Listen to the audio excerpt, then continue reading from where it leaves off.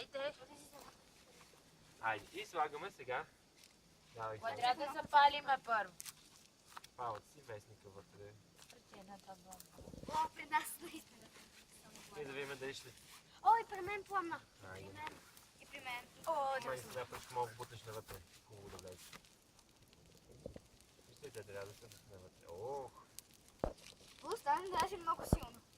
Избързва да пуши. почва да пуши. Да, това е защото има сурови иглички, където сложихте.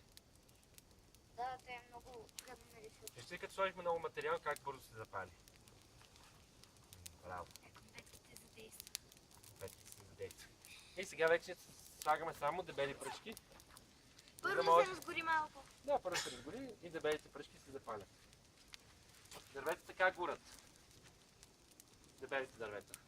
Катрак. Бавно Бавно и силно. и дълго време. И дълго, да, точно така. Мирише на скара ръката ми. Е така, като си я пухнеш тук и миришеш на скара. И сега този огън, какво трябва да си направим, за да можем да си